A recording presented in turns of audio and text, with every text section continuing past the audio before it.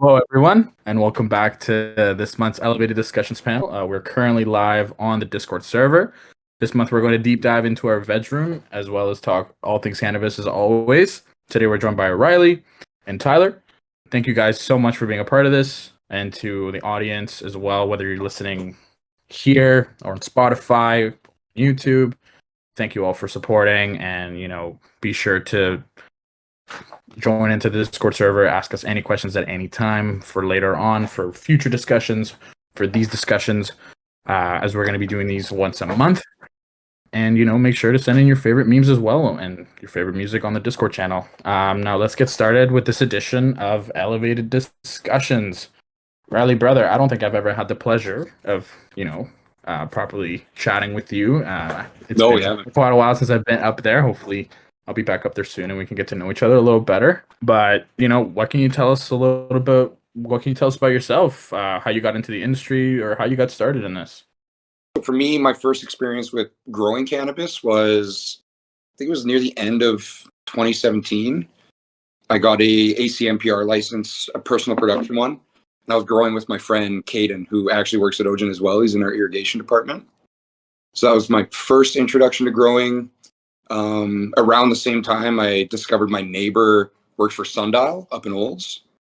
So I got talking to him, and that's kind of how I got into the legal LP space. So I started working at Sundial 2018 and basically worked there until I worked at OGEN, and I've worked at OGEN since 2021, October 2021. So that's how I got started. Beautiful. Now, this is very basic, but let's get into OGEN strains like right away. What is your favorite strain that you've worked on, or maybe smoked from OGEN? What would you say is your top one? But smoke, personally, I like the freshly baked. Freshly baked. Yeah. Super clean smoke. I love the flavor. To grow, I think the easiest one to grow for me has been the OZ.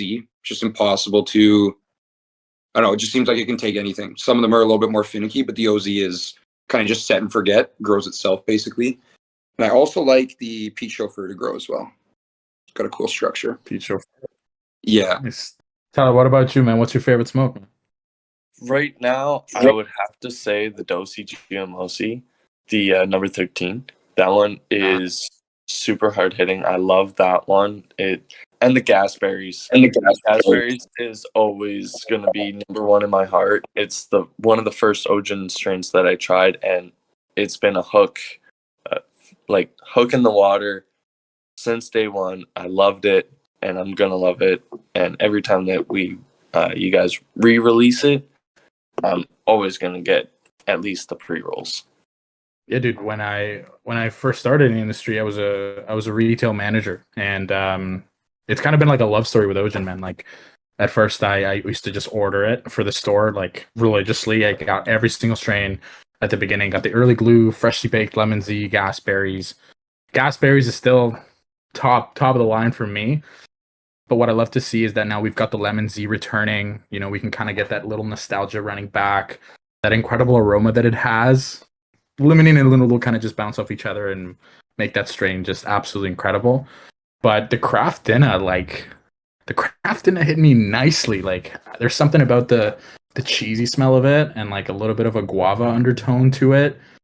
The peach chauffeur is incredible as well. I just like, it's hard, but honestly, Gasberries would have to be the one. I don't know. There's something about it. It's just, that was the first one I ever tried as well. And since then, it's just been my absolute favorite, hands down. Dennis. It's not a flavor that most people think they like, but the smoke tastes delicious and the high is so nice. The smoke does taste delicious. It has that glue taste to it. That kind of taste you get from like a really nice glue. And again, like people are looking for that, like back when the early glue stopped being produced and we stopped selling it, it left a huge hole in a lot of people's hearts. They're like, man, Santi, like, where's the early glue, dude? And I'm like, shit. It fills the void. Yeah, it's got that GG4 in there, and you can still kind of get that little glue taste along with a little bit of cheesy smell. very unique strain. Yeah, But I got yeah. a bit The sidetracked crafting, there. sorry, the crafting Yeah. is a weird one too because it doesn't really smell like that in the rooms. It seems like the cheesy smell kind of develops as we cure it and dry it. Whereas Oh, like shit. the gas berries and megaton melon, they smell super fruity in the rooms when they're growing, and they smell super fruity at the end of cure too and dry. It's kind of weird how they change over time. So it develops that smell during the cure.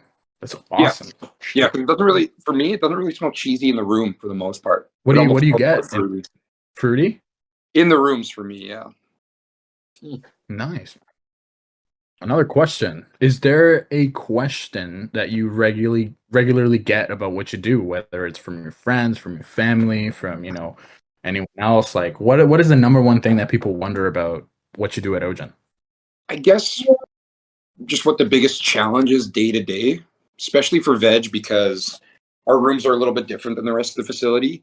I can have anywhere from 3 different strains in one room, and that room's going to be at a certain environment, as opposed to the flower rooms where it's one strain per room. So you can kind of tailor your environment to that strain. In my rooms, I kind of have to find a middle ground that everything likes.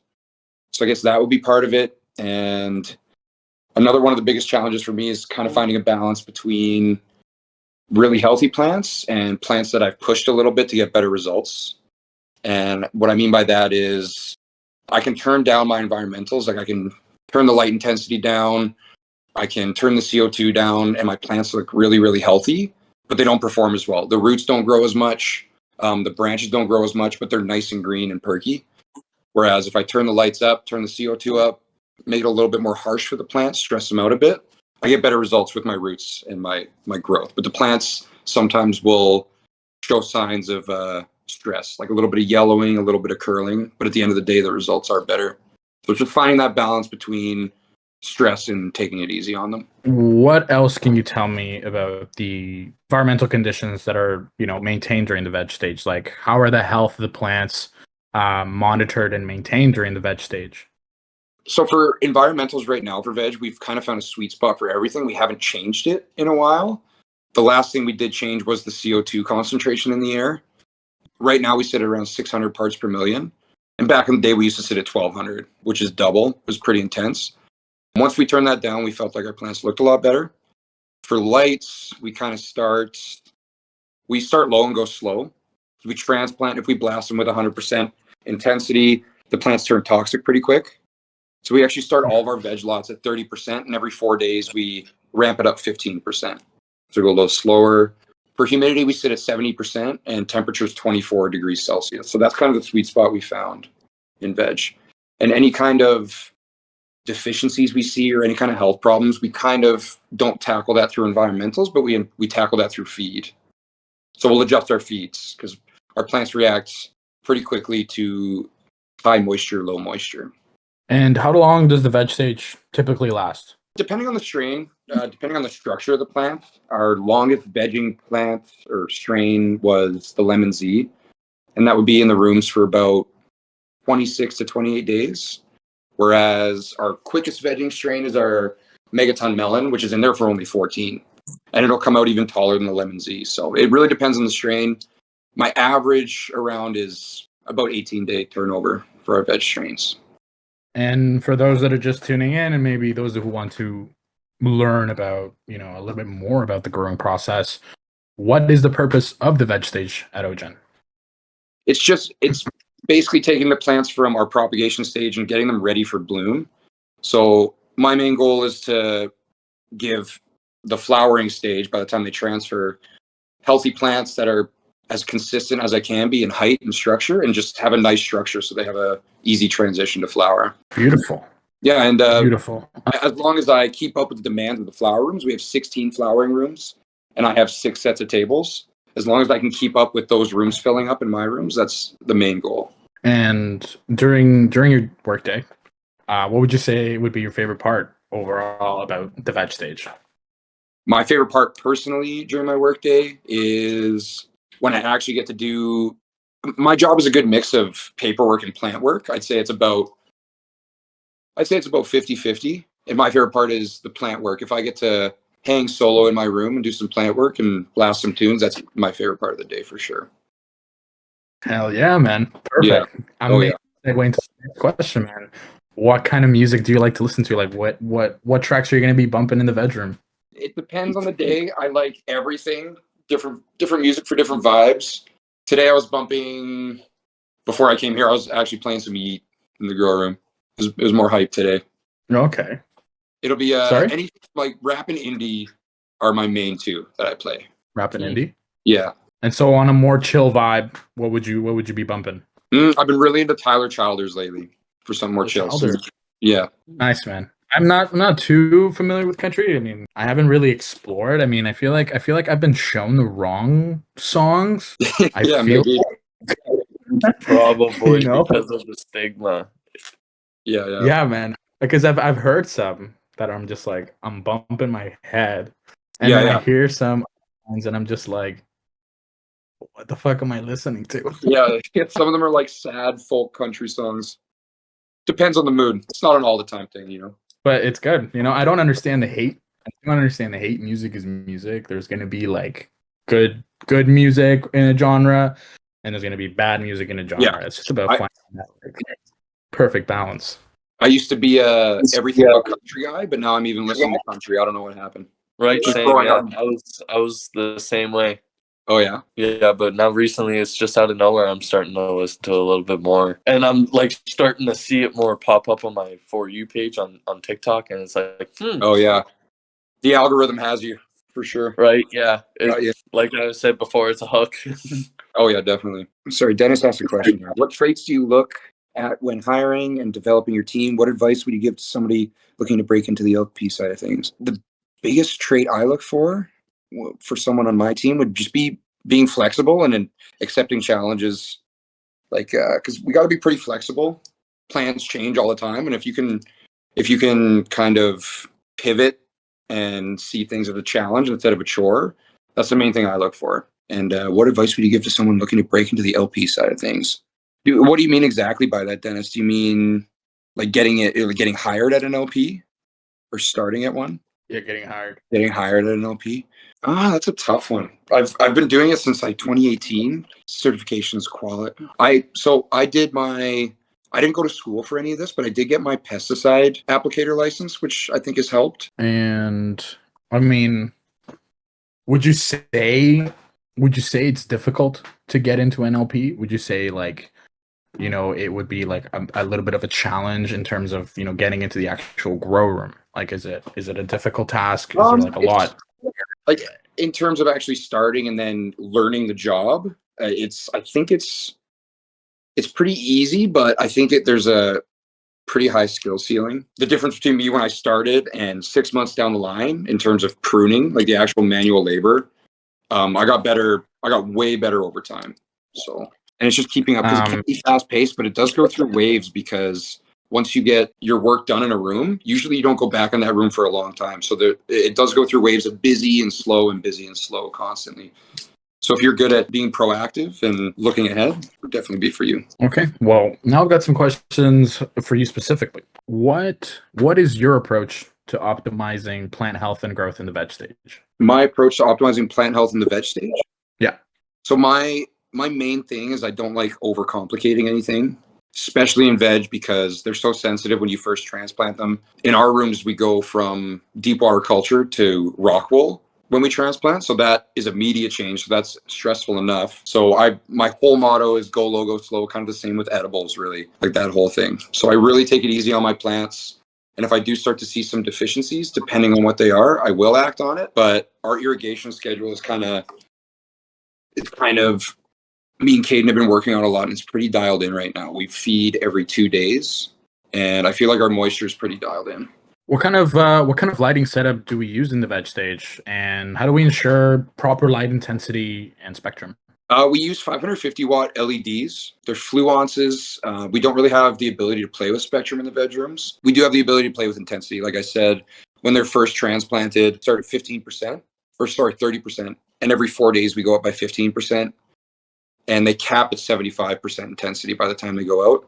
The reason for that, why we don't go full intensity, is because these lights that we use in our veg are actually powerful enough to bloom to flower plants under. And we veg on double tiered tables So the distance from our lights to our blocks is actually only 24 inches. So we don't have a whole lot of room to play with. And if we crank those lights all the way up, our plants turn toxic really fast. Do you ever fluctuate with the height? In terms of throughout a same lot, like inconsistent height? Yeah. Oh yeah. Depending on the strain, our strains that stretch really fast and they grow really fast, typically there's more of a discrepancy in height between them. Like the Megaton melon I was talking about finishes vegging in 14 days. And sometimes in those 14 days, it'll outgrow the lights, which is 24 inches. It's crazy. So you will have plants that are 24 inches, but in that same lot, you'll have a plant that's 15 inches. And that does get worse if they grow faster. But the Lemon Z is a slow growing one. It's pretty short and bushy. Those canopies are almost always completely even for me just because they do grow so slow. Okay. And you said that, so you have multiple strains within each veg room. How do you like differentiate within the lights, like between the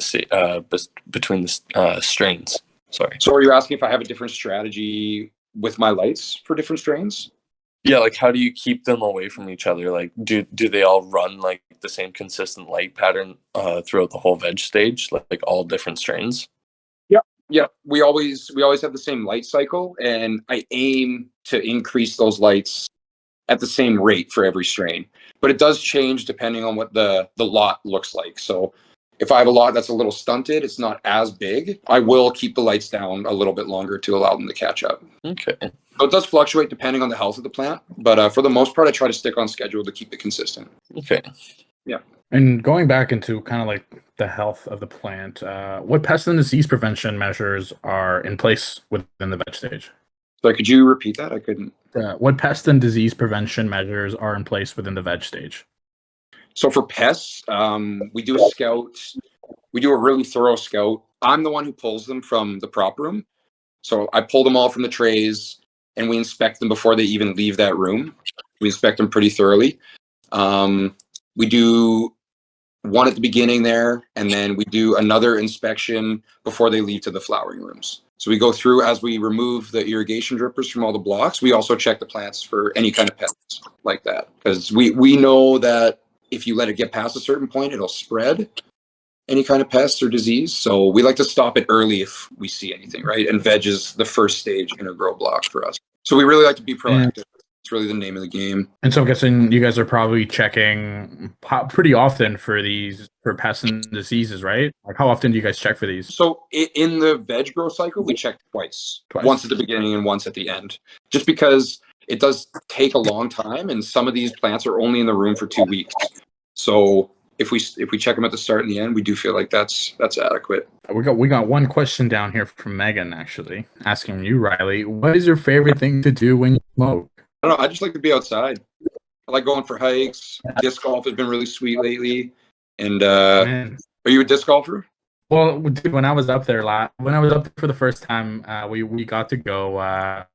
We got to go disc golfing. It was my first time ever. Pretty shit. Don't get me wrong, but it was really fun. Like that was like the first time I've ever done something like that. Yeah, I'm a fan now. Anytime anyone's like, "Yo, Santi, let's go golfing," like disc golfing. Yeah, I'm in like Flynn, 100%. It's free too. That's the best part. You just show up. Yeah. Oh shit.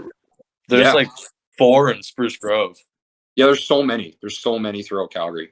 They're everywhere. Tyler, what about you, brother? What do you like to do when you smoke? I like to cruise, like not because I have a skateboard, but I have pretty big wheels on my skateboard, so I just kind of cruise around the paths, just have a nice fat joint, and maybe because like there's a lot of trees and like stuff in Spruce Grove, right in central Spruce Grove. It's kind of like a central park almost. So I just kind of cruise around on my board, or I'm playing video games like crazy. I'm into the Hogwarts Legacy. I just finished the main campaign, and it is crazy. The game was great. I specifically love the fact that you can grow plants. You can grow plants in your environment. You can just grow plants like fucking. Oh man, I love that game so much. I no life the fuck out of it until I haven't tried it. I'm a filthy League of Legends player. I play ARAMs. Ooh. Nice. Nice. So you play on PC, I'm guessing. Only on PC? PC. And some World of Warcraft too. Nice. What about you, Tyler? What are you playing, brother? What do you play on? Do you use a PC, a system? PS4. I'm old school. No worries, man. Didn't it take a little? Didn't they release Hogwarts Legacy late for the PS4? Yeah, I had to wait until May 5th. Yeah. Like just Did it last month. did it run fine? Oh yeah, I've found a couple little bugs, but it's pretty good, honestly. It runs Yeah. really smoothly. Like I completed the campaign with no crashes, no glitches. Nice, man. Because last time I got a PlayStation 5 port through PS4 was Cyberpunk, and that was a mess. That was an absolute mess. I literally didn't do anything but the main campaign because it was unplayable. I couldn't do shit. Yeah. When I PS5, I got Cyberpunk again, and it was a whole different experience. Like I was like, whoa, like shit is actually running. Like I'm actually Really, it's actually better. I didn't expect that, honestly. dude, they fixed it up like really great, incredibly well. Like it's a top tier game now. If you ever get a chance to check it out once you upgrade, I definitely think it deserves a second chance. 110%. Would you say Cyberpunk? I'm not. Yeah, Cyberpunk. Oh yeah, I remember seeing all the glitches when it first came out. That was hilarious, actually. I was running it on yeah, I was running it on my PS4 at like 15 frames per second, enjoying every second of it. It was brutal, man. Like I fired my gun and crash. I literally tried to do one mission, crash. Yeah, definitely unplayable. Ooh, we got another question from Dennis. When we purchase flower from the retail market, what are 3 factors that we look at to determine whether you'll buy it again or not? I'll let you guys take that one first. For me, usually how clean it burns, the flavor, and the high. I'm not too fixated on kind of the jar appeal. It's mostly the effects for me. I can agree with you for jar appeal for sure. Like I don't really care what it really looks like. Like it, yeah, I do like the top colas, but I could really care less as long as it burns right and it's got a nice flavor profile that matches the effects. Yeah, because like you could have a flavor profile that tastes really good, but it'll leave you in a high that's like, oh, why am I even smoking this? Just because it tastes good? That's in my mind's too terpy or not flushed right. But if it's flushed right, I'll absolutely go for it. For me, I gotta say, I'm a big fan of the whole experience. I'm not the type to like look at bag appeal and be like, looks like shit, I'm never smoking it again. But it definitely adds to like, I guess, my criteria whether I'm going to buy it again. I definitely want something that looks beautiful. Don't get me wrong, it's not the first thing I look at, but I want an experience that I'm going to remember. You know, like if I'm going to recommend it to my friends, I want them to have the same experience. I want it to be a strain that anyone can pick up and just be like, damn, like this is gas. But the main thing for me would be LPs actually telling you like at least the actual effects, right? Or something close to it, which is something that we do really well. Is, you know, we kind of don't just go, you know, lineage or morphology. We kind of go into like how it actually will make you feel. So that's what I look at most. It's just like in terms of information that's available for me, but also how well it smokes. I want to buy a product that does what it says it's going to do at the end of the day. And you know, the price has to match it too. Like if I'm buying an eighth for $45, you know, I need to be getting absolutely ripped, like just ripped. I want to be on my bed doing nothing, or just barely being able to play my video games. That's what I want to feel like. I'm basically just falling asleep. Right. That's what I. And on the other side of that, what are the factors that lead us towards the first purchase? It's price for me, and if it's from a producer I've already got some good stuff from. Those are the things that kind of draw me towards trying something new. So I do remember back in the day when those distillate carts were first coming out. Some of them were being sold for, I think it was $80 for, don't remember if it was a gram or a half gram, but $80 was way too much for me, and I'm never gonna stop, basically. Yeah, that was ridiculous when it was so expensive. Yeah. For me, I think it would be like you said, like how good would the producer be? Like how is their reputation and the price point exactly? Yeah. Like I'm not gonna spend $40 on an eighth, especially because of the fact that an eighth won't last. So if it's a producer that only releases eighths, chances are I'm not even gonna look at that producer. For me, it's a myriad of factors. I'm like very picky, especially when I still work retail. Like at the end of my work shift, it might take me like it used to take me like 25 minutes to 30 minutes to just pick something because I just didn't want to like risk it. But now, like as I'm no longer working in that environment, I do tend to rely a lot on bud tenders and the people that I've met through my travels because I've taken that approach of looking at LPs that I've tried before and being like, oh shit, like this one that I tried was pretty nice, so I'm gonna do it again. And then I've done that, and second, third lot from the first lot that I tried from their releases were just like not it. And it's happened a lot where I'll get this one strain, I loved it the first time, and then the second time I got it, it's like I was smoking a pool. It's just chlorine, and I paid a lot of bread for that. So it's just like I trust a lot of the bud tenders. For my first purchase, I kind of throw out everything I know out the window and just trust in the staff at the dispo because I mean I have like a couple of people that I trust and they've never done me wrong and they're the ones in there all day every day. So that's my approach to the first purchase. And we got some good questions out here.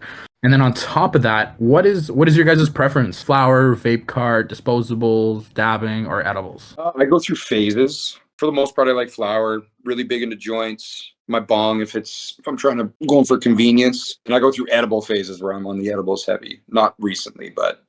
And is there a certain time or place you prefer any of them? I like a joint on a hike. It's my favorite.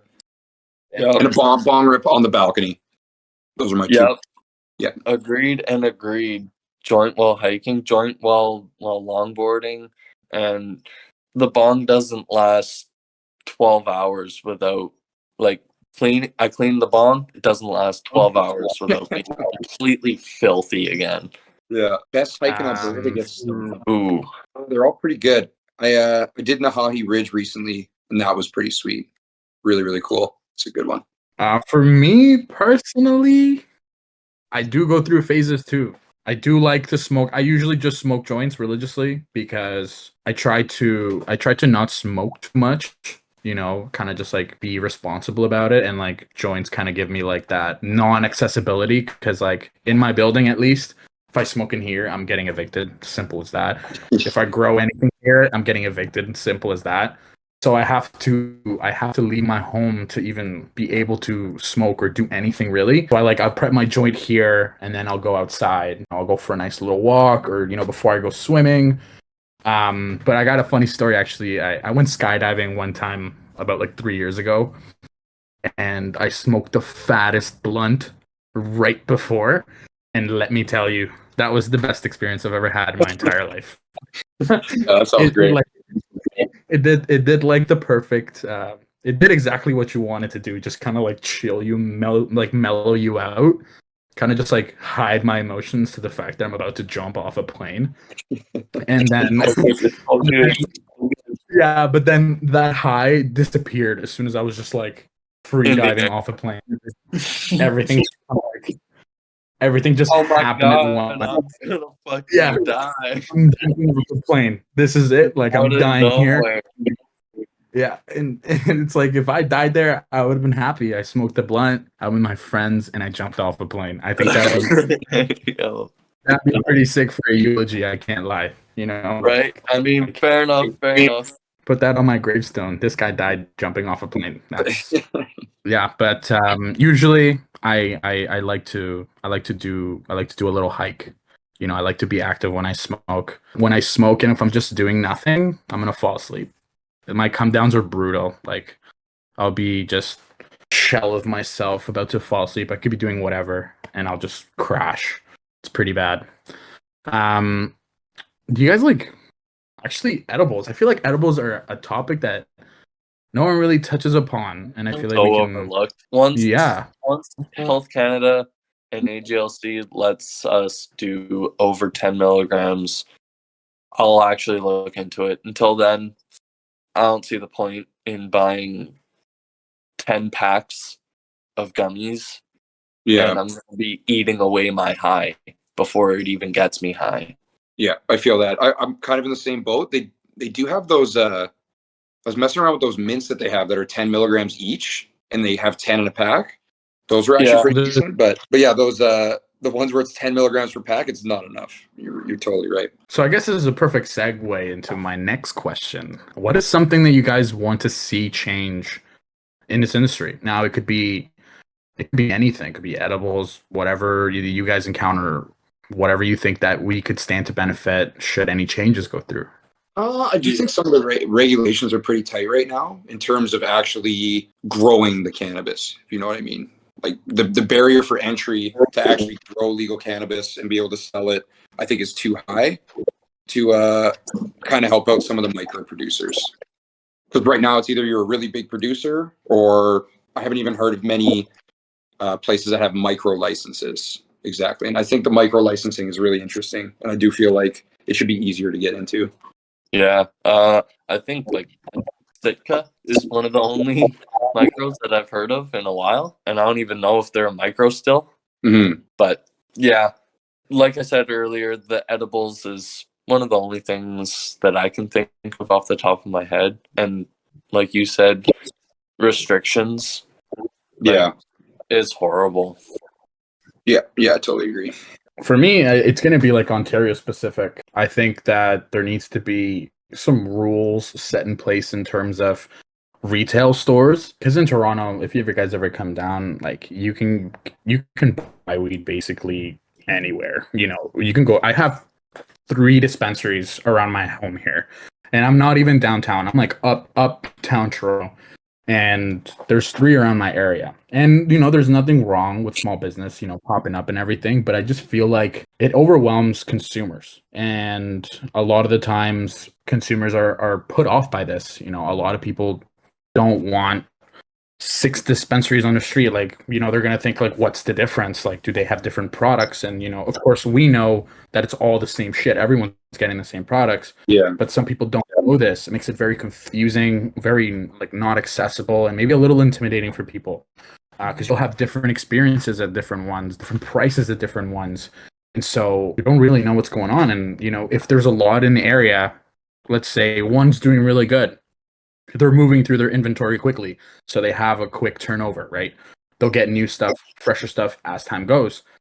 Let's say they want to try another store. Maybe that store is not doing as well. They're going to have older product. They're going to get, you know, they might buy like a $40 3.5 and it's 2 years old. It's going to drive them away from that. And also, you know, a lot of people here, they have to have their lease before they even apply for the license for the AGCO. Yeah. So a lot of the times these people are paying rent for up to 6 months to a year with 0 profits, you know, and that's because they're so backed up with already kind of registering the stores that are already there or the ones that are in process. It's a very, very broken system, and it's sad to see because I visit a lot of stores and a lot of them, you know, I would love to see succeed, but simply put, there'll be like 3 or 4 on their block. And, you know, if they have like a discount cannabis one like down the street, there's no zoning laws, right? There's nothing that says like you can't be here. You can't have a store within this amount of distance. Like when I went to Ottawa, there was 2 specific stores, wall to wall, directly next to each other. Jeez. And on that block, like there was like 3 more just down the street. And it's like what the hell? What's going on? Like these guys are gonna lose their money. Like a lot of people put in, you know, especially the smaller guys who put in their actual own money, their own effort, everything, and you know, just goes down the drain. That would be for me one of the changes I really want to see. Just a little bit more like care from the government, you know, just to want people to win at least, you know. And we got a question down here as well. Are there any companies that do a good job of white labeling cannabis? What is white labeling? I'm not sure about that one specifically, actually. Not quite sure. Collab and Sundial, I mean, they outsource a lot of their stuff. They have a lot of different companies because it's a giant parent company. Any of the giant parent companies that have a lot of, like for instance, Pure Sun Farms. They have Fraser Valley. They kind of grow their own, but don't grow their own because they're under a giant corporation. So any of the corporations, really. Now, in terms of white labeling, I think it's a touchy subject because in terms of consumer information, the one thing I have reservations about white labeling is that a lot of these LPs don't tell you that it's not their own. You know, there needs to be more transparency in terms of, you know, because when people buy weed, a lot of people are very conscious in their buying habits. So if they're buying a certain LP, they want to make sure that, you know, they're supporting That LP. this LP. But at the, you know, that's where the gray line grows, because it's like, are you really supporting these guys or are you supporting another guy? It's very complicated. And in terms of quality control as well, like we've seen here in Ontario, at least a lot of these white labels, you know, they'll have like really one really great drop, and it's like everyone loses their shit. It's like, oh, that's great. And then they lose their contract, or they lose that right to that lot, and then they're done. That's it. We'll never hear from them again.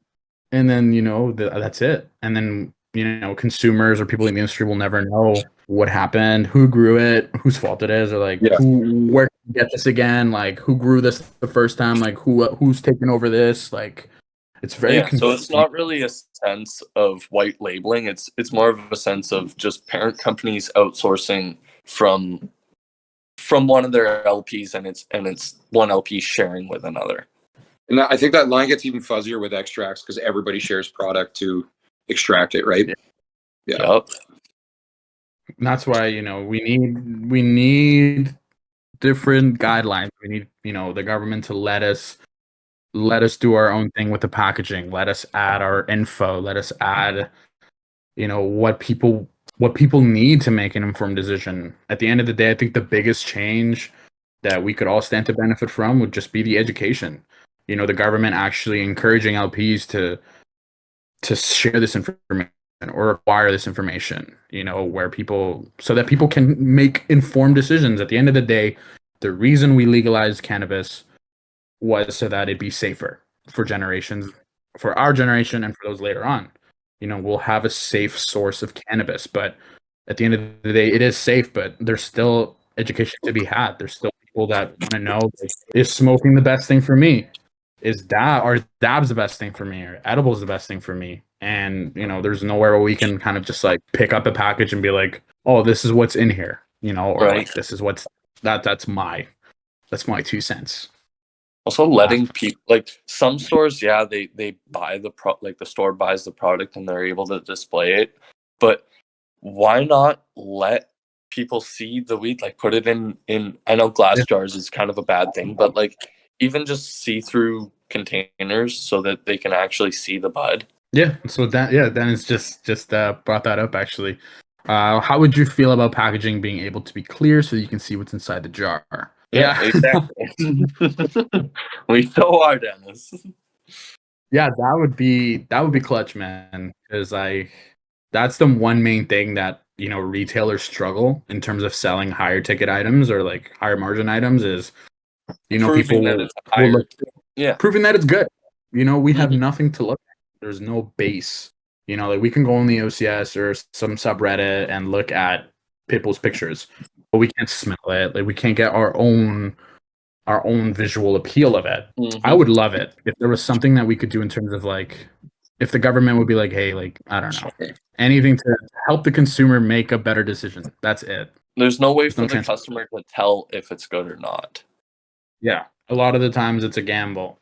Like unless you're buying from the legal market for a while and you're linked in with people who know the weed, like if you're just a regular ass person who's not in the industry, a lot of the times you're going to get burned simply because you can't see what's in there. Definitely. Same thing goes for liquor though. You can't taste it before you buy. True. But I feel like liquor is different because it all tastes like shit. Right? Vodka's vodka, bourbon's bourbon. And I feel like lots of liquor are probably more consistent than lots of cannabis, especially right now. Mega. Yeah, every Budweiser you buy is going to taste the exact same. Mm-hmm. But you can get different lots of weed from the same producer that's going to be completely different, even if it is the same strain. Mm-hmm. And that even goes for massive corporations too. Shout out Budweiser. Shout out Budweiser. I had a Budweiser hat. I don't know where it is. I was about to pop it on, but shit, Hey. I don't know where it is. Ooh, Dennis is typing. See what we got. What you got for us? What you got for us, Mike? That's true. I feel like manufacturing liquor is a lot more manufacturing than production versus cannabis is more production than manufacturing. Okay. True. Yeah, there's really. I feel definitely a lot tougher to handle something that's alive rather than just mixing up a couple things in a vat. Who's the first out of you three who's gonna rip up wool on stream? Fuck.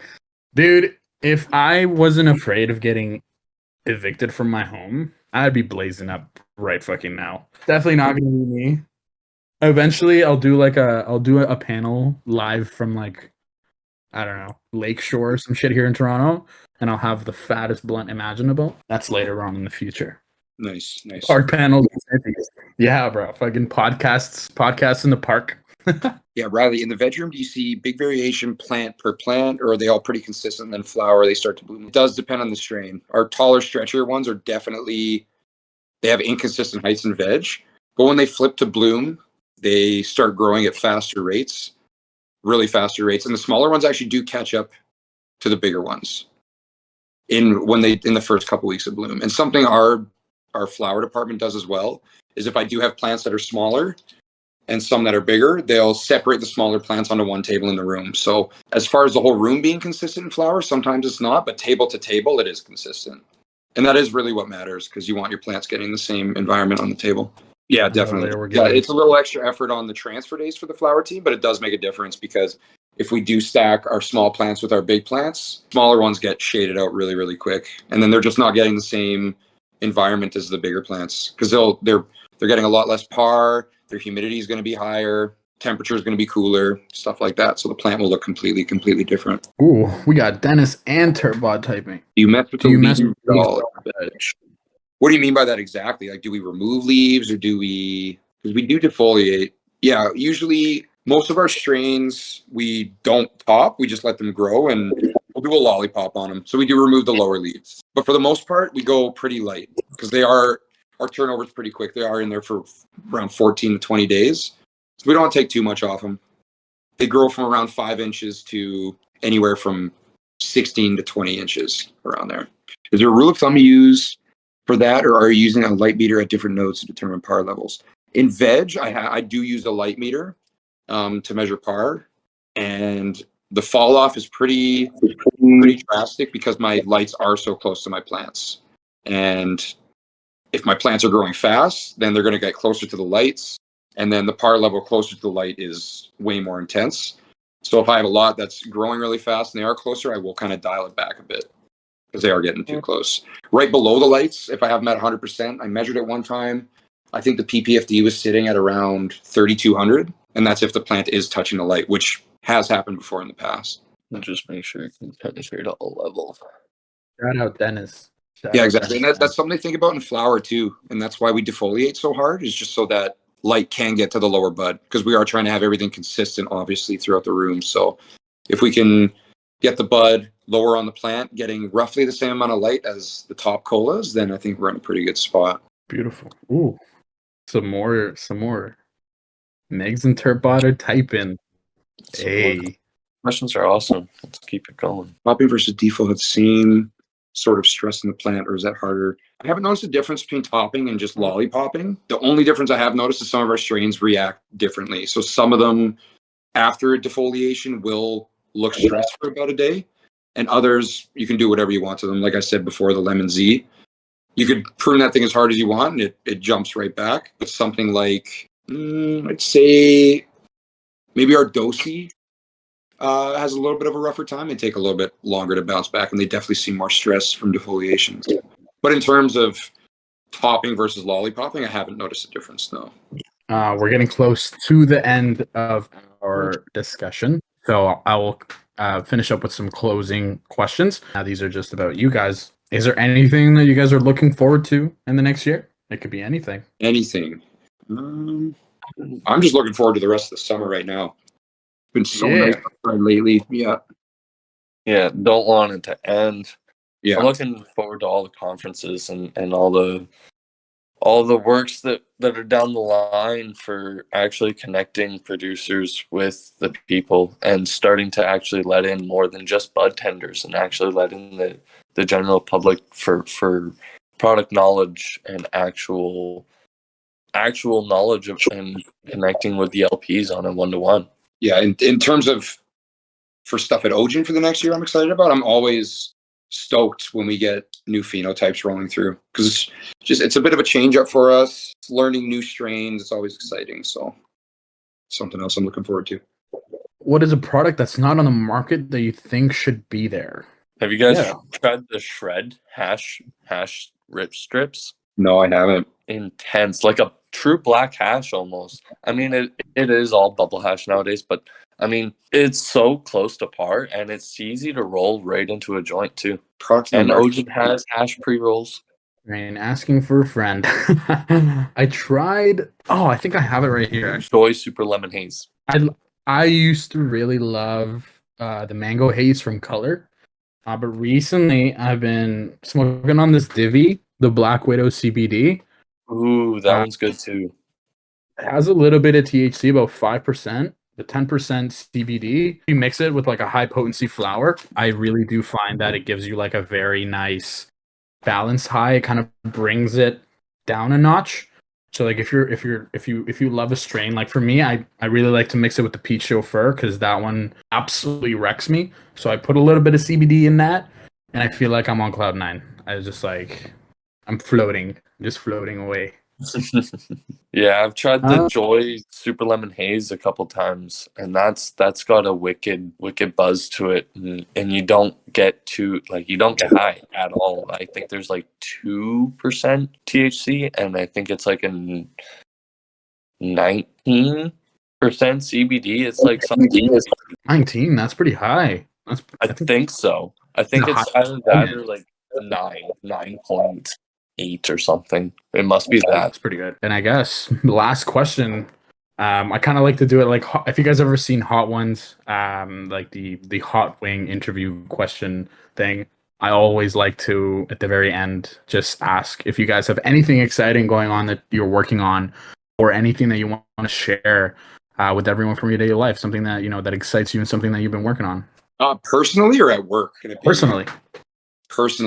Me and a friend of mine, he actually works at OGEN too. We have a goal of summiting 20 mountains this summer. It's kind of my main thing right now. Yeah, that's cool. Yeah, that's the shit I'm looking forward to. But I'm not really on social, so like I can't really plug anything. So yeah, shout out Ben Richards. Shout out Sean Evans. Mine would be, I'm really looking forward to a trip to BC that my buddy's taking me on for my birthday here at the end of the month. And nice. Growing my Instagram, actually getting places and expanding it, and I'm looking forward to putting out my part 2 for the Fido bag that I got, because Fido does flower now. They do? Yeah. Oh shit! They released a 14-gram bag, a combo bag of 2 7s. You get a mint sherbet and a gelato 33. I'm guessing we probably won't see that in Ontario for like a couple of months. But probably not. Nope. Be on the lookout for it. Shout out Dennis. Shout out Meg. Yeah. Shout out Turtbot. Shout out Spud Nubs. Shout out all y'all tuning in. Much love for tuning in and hearing us talk about weed. It's just honestly like my favorite part of the month. I just get to talk to you guys and kind of get to know you a little bit better. I hope to see you guys one day and get absolutely ripped, hopefully on a nice little hike or something. Yeah, man, because I love a good hike, and there's a bunch of really good spots here in Toronto, but I'm guessing probably nothing like Alberta, but like absolutely nothing. There's some gnarly ones out here. Yeah, and well, thank you guys. Whoever tuned in on YouTube, Spotify, however you guys are listening to this panel. Much love. Thank you guys so much for supporting us. Thank you guys for being here as well. Thank you for taking time out of your day to come here and chat with me and chat with each other. I think it's really incredible. And anytime you guys ever want to hop on again, just send any of us a message, and we'd be more than delighted to have you again on the panel. Sweet. Thanks for having me, dude. Appreciate it. Cheers, guys. Yeah. Shout out to everyone. Much love. All right. See you guys. Bye.